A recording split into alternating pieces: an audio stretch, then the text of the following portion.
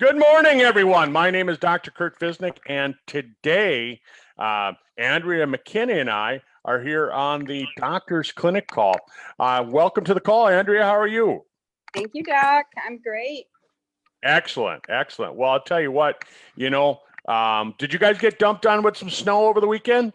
Hey, living up here in Winterland Paradise. Yeah, we got just under a foot. Everything's white. Wow, you have more than we do. You can keep it. Yep, it's here to stay. This winter will be here in the spring, this snow. So anyhow, the first of the year, everybody likes to have some New Year's resolutions, don't they? Yes, they do. And typically they say that everybody goes into it. Yeah, I'm going to do this. I'm going to do this. First of the year, they're all gung ho. Everything's looking great. And, typically by the end of January, half of people have already given up. Yeah, that's what they say. The gym memberships love them, though. Oh, yeah, because they make you sign a year contract. Most places do. Yeah.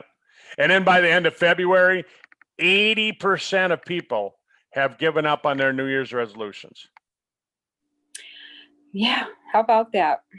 80%, and it might even be higher than that. But, the thing about it is I think a lot of people go into these New Year's resolutions without really understanding what they're getting themselves into. Yeah. Lack of planning. Yeah. And, or maybe poor planning. Okay. Right? Yep. So, the thing that we want to talk about is one of the most common New Year's resolutions, and that's weight loss. Yeah, we talked a little bit about that last week. Yeah, kind of an overview last week. What kinds of things are important when it comes to weight loss? What makes it more effective? What kinds of things can you do? And we talked about bringing in some spectacular nutritional products that really help out, didn't we? Yep, we sure did. We went over quite a few. Yeah. So, today I really wanted to talk about something called intermittent fasting. Have you heard of intermittent fasting? I sure have. We talked a little bit about it last week. Yeah, intermittent fasting is excuse me, I'm drinking my morning coffee yet. Intermittent fasting is a way of getting your body to adjust to eating lower calories. Yep. Have some great benefits. Yeah, so I just wanted to bring on. I'm gonna pull up a website that I was looking at this morning, and it says, and we're talking about weight loss, but I also like to bring into long life, healthy living, longevity, and they say that it's no secret that cutting back on calories is great for your waistline, but now anti-aging researchers are finding that consuming less food on a regular basis may be a highly effective strategy to live longer and stay healthier. It's called intermittent fasting. Yep. And one program that you and I are going to talk a little bit about, it says just, cut back to eating 500 calories a day, just 2 days a week, Andrea, 2 days a week, 5 days on regular diet, 2 days a week, fasting. Yeah. So they found that longevity is improved, and it appears to increase the telomere length. And, telomeres, you know what those things are, don't you? Yeah, we've discussed those many times. Yeah, telomeres are the end caps. They're the covering on the end of your DNA. In a lot of ways, they're like the little plastic caps on the end of your shoelaces. Keeps your shoelaces from unraveling.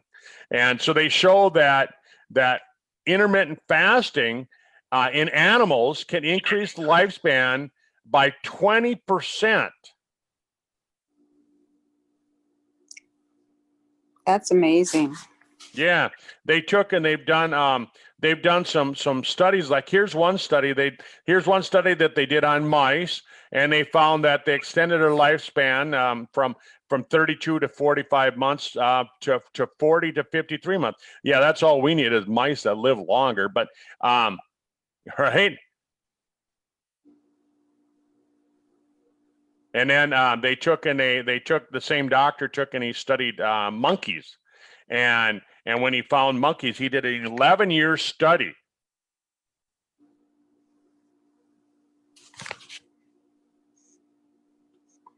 And what happened?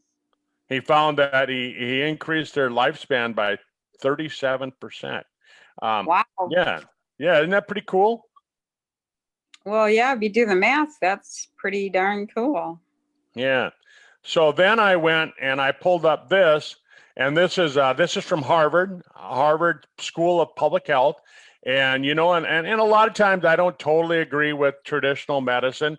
And Harvard tends to lean more toward traditional medicine, but they really are becoming one of the top schools as far as teaching anti-aging. They have Dr. Sinclair there. Yeah, he's worked there. Mm-hmm. And they have a lot of funding by some of the big drug companies and that. So they're primarily looking for ways of making drugs. But here they talk about intermittent fasting. It's a diet regimen that cycles between brief periods of fasting with either no food, significant calorie reduction, and periods of unrestricted eating. And I think a lot of people they feel that when you do unrestricted eating, that you're going to eat a lot more. You're going to strap on the food sack, and you're going to make up for the day that you didn't eat by eating more on the day that you didn't. Well, maybe that's a psychological. But these are people who are negative nannies. People who are like, oh yeah, that ain't going to work, right?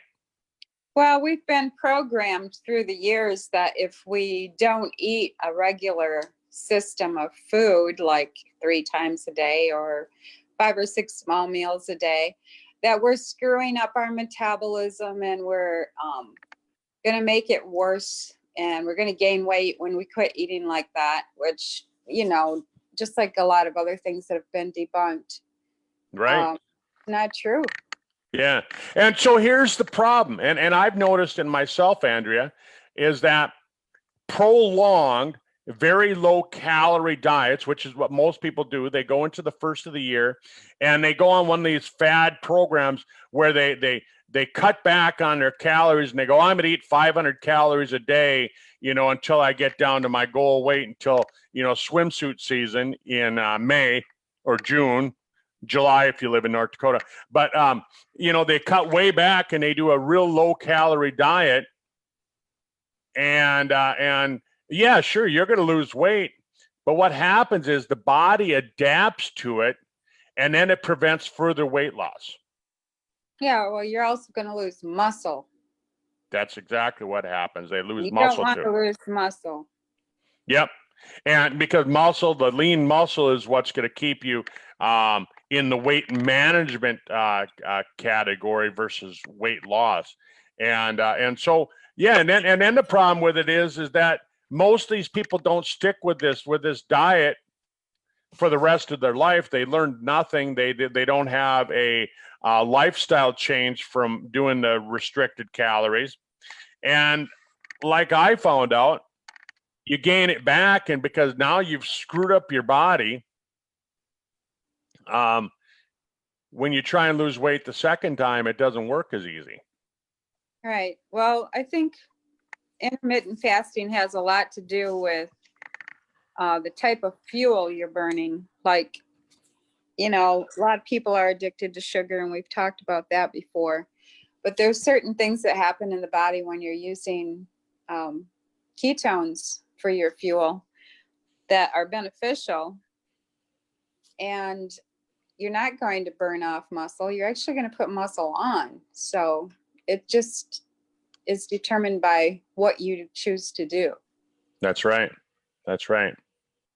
Yeah, so you can change your diet along with it, and like, keto style diet, if you like to do that. And that works for some people. Other people, they have to alternate, and we'll talk a little bit about that. But, so here's 3 different ideas on fasting.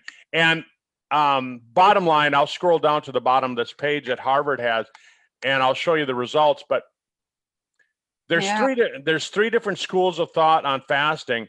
One of them is what they call an alternate day fasting, where, for example, Monday, Wednesday, Friday, they might say, okay, if you're 180 pounds and you want to maintain 180 pounds, or you want to get down to 180 pounds, and they're saying Monday, Wednesday, Friday, you should fast, eat only 25% of your daily caloric needs, right? So if you're 180 pounds, that's a 2,000 calorie diet based on the average person in America. And so that would mean that 25%. So on Monday, Wednesday, Friday, you'd only eat 500 calories. Yep. So that's kind of one day. That's one school of thought. And then you have the 5-2 diet.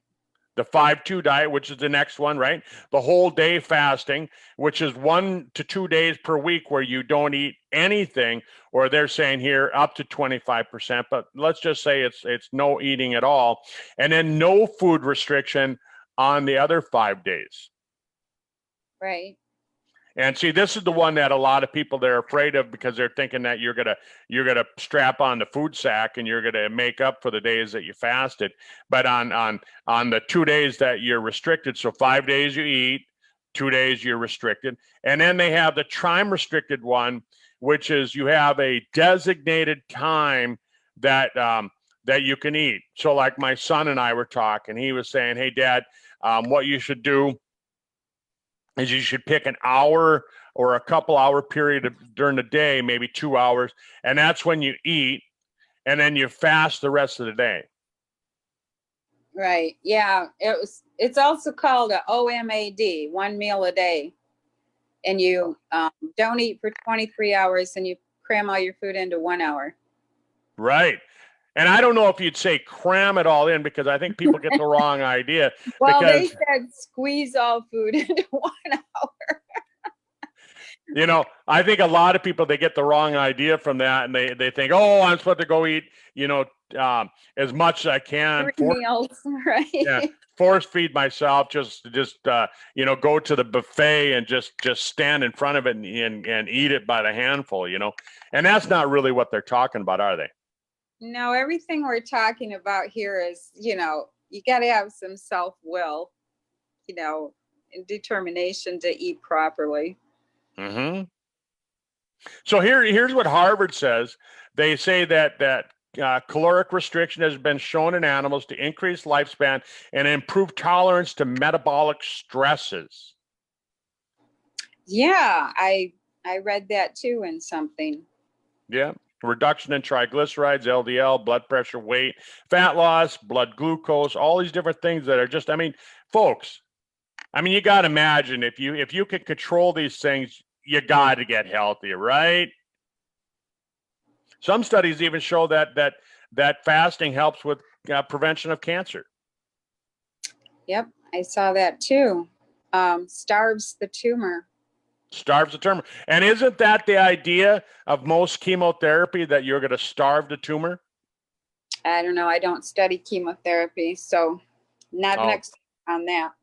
Well, that's what chemo is designed for. That's why when you see people who are on chemo, what do? They lose weight, right?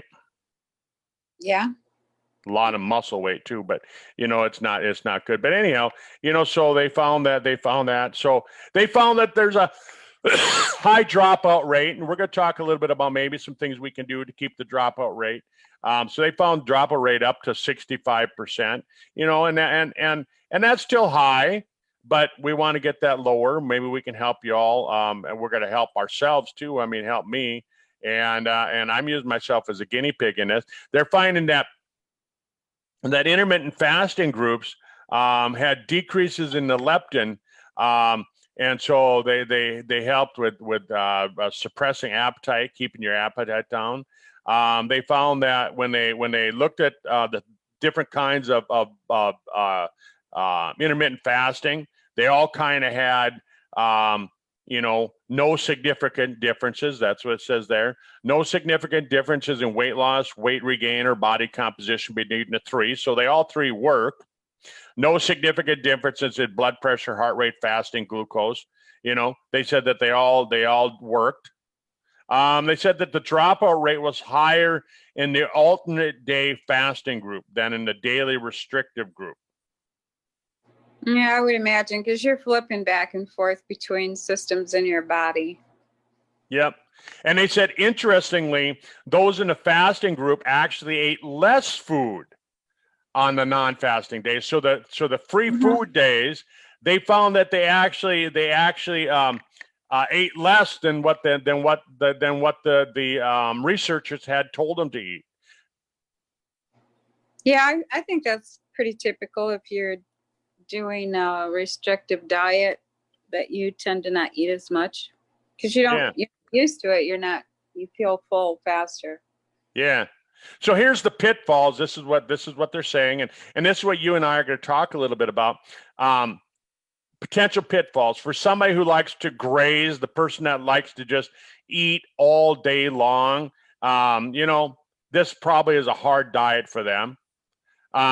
It would be a hard diet. It wouldn't be the appropriate diet for somebody that has a medical condition. But I don't know. I mean, that depends on the medical condition. That depends on the medical condition. One thing, I don't know if you had it in your notes, but one thing we haven't covered is the substantial science showing that it benefits neurological and brain function. Like, when we eat all day, like you just mentioned, when we eat, insulin is released to help the cells convert the sugar for usable energy. Mm-hmm. So you have this insulin release, and glucose and sugar is not used immediately. The insulin helps store the excess in fat cells. Well, we've talked before about, well, maybe we haven't talked about it, but I've read where, if you are constantly eating all day long, you're triggering that insulin release. And basically, one thing I read said you're wearing your pancreas out with all that insulin being released all the time. And the other thing I think we have touched on is that they're saying dementia is a type 3 diabetes now. And the reason is that you're burning sugar in your brain for fuel, and you need insulin to make that happen. Where if you're burning ketones, you don't need the insulin. But some of the research I saw says it protects people from neurological diseases, or they're finding that it does, like Alzheimer's, Parkinson's, and stroke. And I think that all kind of ties in together. Okay. Interesting. It said intermittent fasting will increase the resistance of nerve cells to various types of stress, and it enhances synaptic plasticity, forming new synapses, which help trigger pathways for brain cells to become more equipped for stress. So it's saying it also that it reduces inflammation in the brain. Wow. Yeah, so we all need more synapses, right? That's right. Right. Synaptic revolution. There you go. Synaptic revolution. Well, and that's interesting. So bottom line, what you're reading there, it's saying that not only does it help with longevity, but it helped prevent major degenerative neurological diseases. Yeah, the article I read was talking a lot about prevention of type 2 diabetes and all of these diseases. Yeah. So what does it say about for somebody who already has a neurological disease, somebody that already has dementia, somebody that already has Parkinson's, somebody that already has Alzheimer's? Does it help them? Well, this article didn't state anything about that other than reducing the inflammation in the brain. But you know, in me studying ketosis and stuff, when you are supplying the body with fats to burn, have the brain burn fats for fuel or ketones as they're transferred into ketones, people's dementia improves. There's a really good video out about that where a doctor in Florida, her husband got dementia very bad. They tested him and it proved that he had dementia quite bad. He was getting to the point where he couldn't function alone at home. She had to hire somebody to come in and stay with him. She started feeding him a diet higher in good fats. And within 2 months, they retested him and the increase of his brain function was amazing. Wow. Yeah, I can actually get that video and put it in the comments of our live today. That would be great. That would be great. I think a lot of people would like to say that, like to see it. I'm sorry. And so, I think the big thing is that, we're not recommending starvation, right? Because starvation or food deprivation is going to put a person at risk for overeating when food is reintroduced. And that's what happens when people go through starvation. They tend to overeat. And so that's what we want to do is we don't want to get people so they have an increased fixation on food. We just want to get it so that they get healthy. And so, Right. They also talked about if you've had any kind of food addictive behavior in the past, it's probably not a good idea for you. That's right. That's right. So, it's interesting when you start looking at some of these things and you start looking at how you can get healthier and all of that. So let's look at the problems with intermittent fasting, right? They said that one of the problems is that people might not get all of their nutrition. Right. So what would you recommend, Dr. Andrea? Dr. Andrea. Well, you're gonna have to make sure you're getting essential minerals. You're gonna have to make sure you're getting the correct vitamins that you need to function. You would want to take something that is keeping your immune system strong. You bet. And where do you get these things? Well, I get these things from a company called Sizzle. And most of the people on this call who invited you here are actually getting their resources from that same company because they produce very effective supplements that are complete formulations so that they work synergistically. That's right. That's right. Let's talk a little bit about some of these products that they have, that Sizzle has. You mentioned minerals. We've got a product that's called Spectramax, and I know you've read a lot about Spectramax and you like to talk about it. Tell us a little bit about Spectramax and why it's such an important nutrient when you're trying to get all your vitamins and minerals. Well, it has included in it all of the trace, meaning tiny little minerals that you need, essential, meaning you need them, minerals. So is it 74? You need 74 essential minerals, I believe it is. Mm-hmm. And, minerals are communication keys in your body. So for your body to communicate correctly, you need minerals. And some people in the scientific field, like Dr. Linus Pauling, said that all disease is due to lack of minerals. So it has all these minerals in it. You take a simple little 3/4 ounce sip of it a day, and you're getting all of your minerals. The other thing that Sizzle designed Spectramax to do is give you enough antioxidants to break free radicals all the way down in your body so that they are not harmful. Right. Well, and free radicals, I think a lot of people don't really understand free radicals. free radicals are really this. If I'm exposed to a toxin, let's say gasoline, for example, a gasoline is a toxin, and it gets in your body. And what it does, what makes it a toxin, is it interacts with your cells. It steals the electron from the outer shell of your cell. If you remember some of your high school biology and chemistry, but it steals the electron from that outer shell. And when it steals that electron from that outer shell, that forms a free radical. And a free radical is a cell that's missing an electron, missing an oxygen. And then that free radical bumps into another cell and steals an electron from it. So now it has the electron, but now a different one is missing the electron. And this chain reaction occurs within the body. So what Andrea is talking about is you're getting enough antioxidant, so it reduces. It gets rid of the free radical, and then it reduces the next one, the next one, the next one, and it does that enough times that it gets it down to where the free radical that was created is actually so weak it can't do the body harm, and now your body's natural immunity can kill off that free radical cell. Right? That's a simple way of explaining it.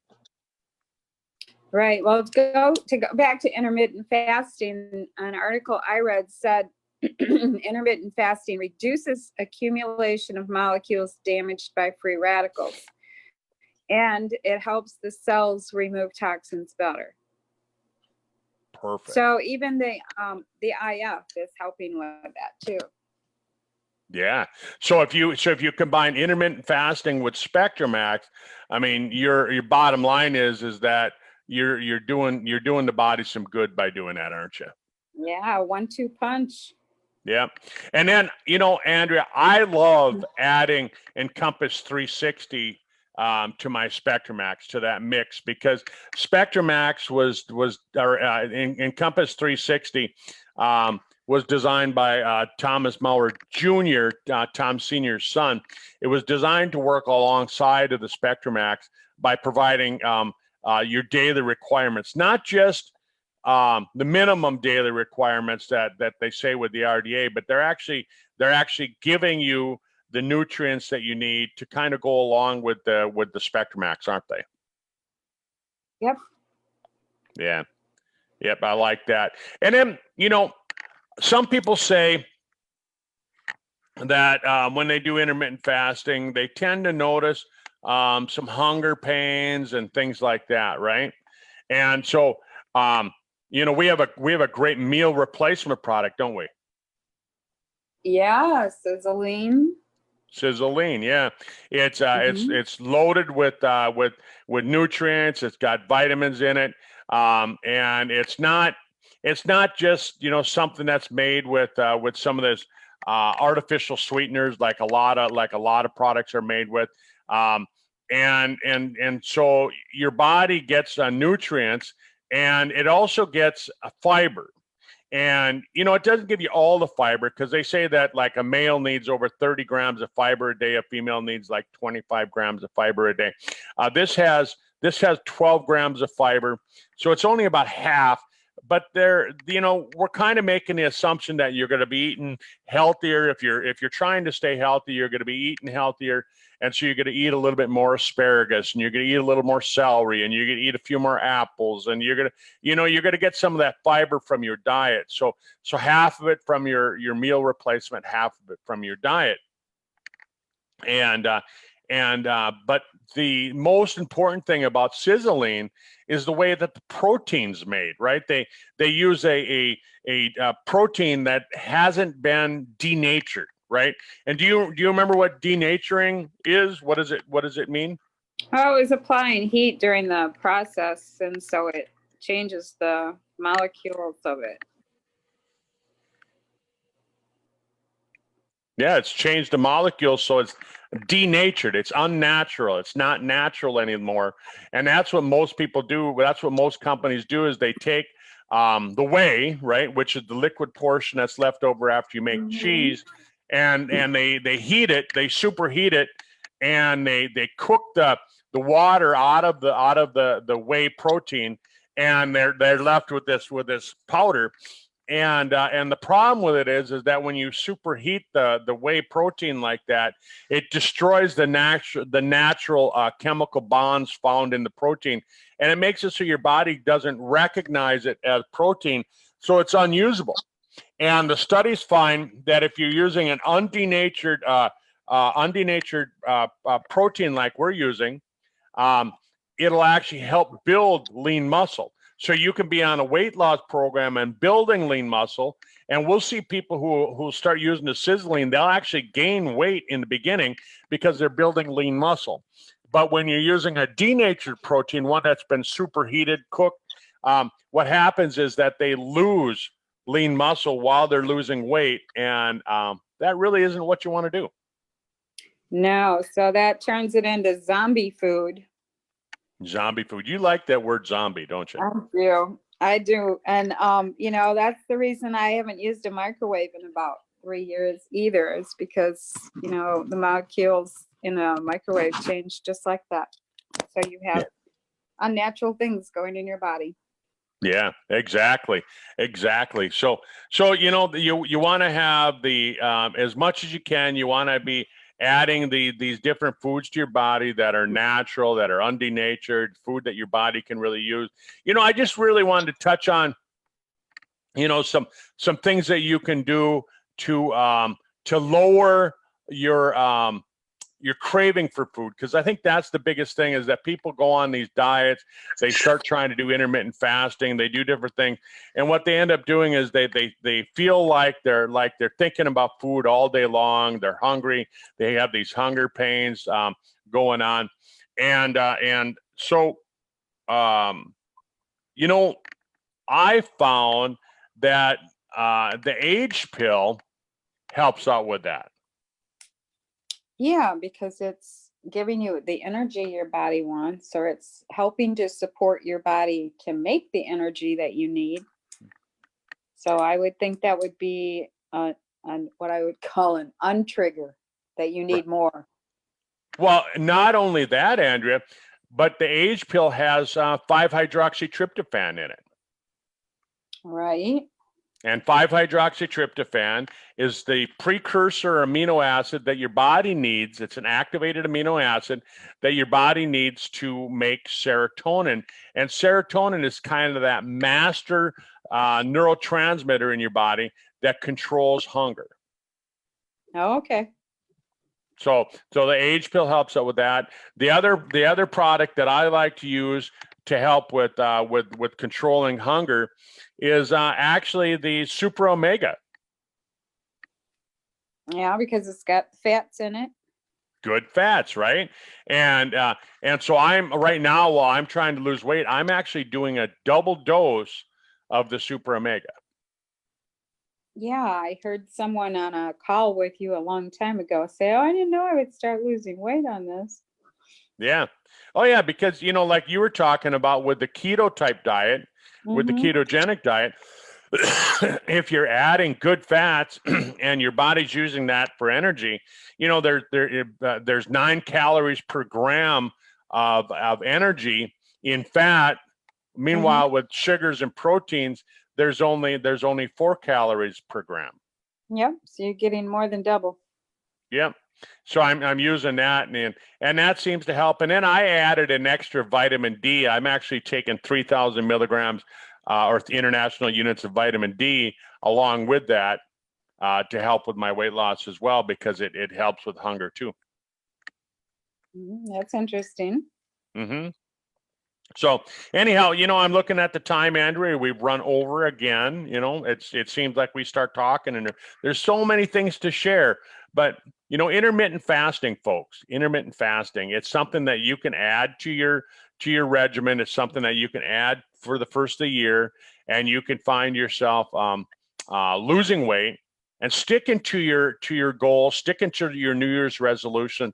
And what you want to do is you want to get it so that it's modify it enough that it works for you. You want to make it so that it's a lifestyle change. You want to modify it so that you're not having this yo-yo diet. You don't want to be going up and down, and Andrea, I'm a good example of it. I mean, I've had my weight go way up, and I've had it go way down, and now I'm I'm getting off that roller coaster. Yay. And yeah, and I'm really working on it. My goal is that I want to lose 30 pounds, and I jumped on the scale this morning. From when I started, I've lost 5 pounds. Good. And 5 pounds is a lot. yeah, Celebrate that. Yeah, I'm gonna celebrate by eating. No, you don't celebrate by eating. But go buy yourself something. Go buy myself something. Yeah, I was looking at a Corvette, but that's what I'm going to do. Is that when I quit smoking cigarettes back 30 years ago. Yeah. It was 30 years ago exactly that I decided that I was gonna quit smoking cigarettes. I used to smoke up at one point. I was at 3 packs a day, but I decided. Wow. Yeah, I decided that I was going to quit smoking cigarettes, and I looked at all the health benefits of it, and I realized how much money am I going to save by quitting smoking, and so I decided I'm going to take that money and I'm going to buy myself a convertible. And a convertible car. And I went out looking at different cars. I looked at Corvettes. I looked at Camaros. I looked at Mustangs. And I ended up, that's where I bought my 68 Mustang convertible. And that was my reward to myself for quitting smoking. So now what I'm doing is I'm looking at different Corvettes, and that's gonna be my reward to myself for quitting smoking cigarettes. Yeah, well, if somebody stopped smoking today, you could buy a much nicer car, even because cigarettes cost so much, and I used to do a clinic where I used laser therapy to help people overcome nicotine addiction. And, that was one of the things we had them think about is, add up how much money you're going to save monthly or annually, by quitting smoking. That's what right. are you going to do with that money? Yep, and that's the same thing with weight loss. Where I was talking about how much money will you save just in healthcare costs? Healthcare costs today, future healthcare costs tomorrow. How much money will you save in having to have surgeries? How much better will you feel? You'll sleep better because you won't have the sleep apnea. I mean, they show that being overweight, you tend to not sleep as good, and they're showing that when you don't sleep good, you increase your risk of dementia by it was well over 30%. I want to say it was close to 40% if you don't sleep well, and you cut off the circulation to your brain, you cut off the oxygen to the brain, and Andrea, I just don't want that to happen to me. Right, no intermittent sleeping. Right. I want to sleep good, and I don't want to get dementia. I don't want to get Alzheimer's. So anyhow, folks, set a goal, figure out how you could do it. That's why we're talking about this. You've got a month. You've got a month to put together your plan of action. Write it down, because if you don't write it down, it's just a dream. Write it down and figure out exactly what you're going to do, how much weight you're going to lose, and how much healthy you're going to get, and then be reasonable about it too. You can't say, hey, I'm going to lose 100 pounds in 4 weeks. That just isn't going to happen. Be reasonable about it, and then just figure out how you're going to do it. If you want to do intermittent fasting, are you going to do the alternate days? Are you going to do the 5-2 plan? Are you going to do restricted every day? My son says, he's going to medical school, and hey, did I tell you he was asked to come and be a researcher at the National Institutes of Health? Did I tell you that? I don't think you did. That's amazing. Yeah, they want him to actually come to work there after he graduates. But anyhow, he was telling me, he said, Dad, he said, when you take a look at it, mammals were designed to search for food. Mm-hmm. We were designed to search for food.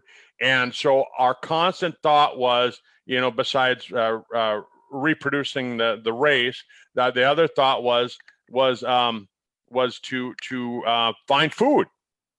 And the problem with it today is that all I got to do is walk in the kitchen and I have lots of food. Mm-hmm. And Well, you do. I never have food in my kitchen. no, man, I have so much. But I mean that's the whole thing is that he said that we take a look at man and other mammals. I mean, we have so much food that it's no wonder we're fat because we've lost that searching instinct. And he said, so restrict it to 1 hour a day. You can eat for 1 hour, and then 23 hours you don't eat. And Mm-hmm. I'm trying to do that. I'm trying to do that when I'm doing the alternate 5-2, the 5-2 diet, the 5-2 intermittent fasting. I'm trying to restrict it just to that 1 hour a day, 2 days a week. And then I'm trying to replace one meal a day the rest of the week with a meal replacement. And then Andrea, I'm doing some other things too. I'm alternating because I like red meat. I mean, most people know I'm a red meat eater. But what I'm doing is I'm doing 2 days a week where I only eat fish. I'm doing 2 days a week where I eat red meat. I'm doing 2 days a week where I only eat vegetable protein, and then I have one free day that I can kind of just let it go. And if I want to have fish and steak, I can do it all. And yeah, so that's what I'm doing. Cool. It's a So. good plan. So what Doc says here is make a plan. If you want to jump on that bandwagon with us and do this, like you said, you've got a month to get started. Make a plan. That's right. You might change your plan in the middle of the plan, but at least write it down, make a plan. So, I think let's ask everyone who wants to do this to put in comments, what's your goal? What's your weight loss goal?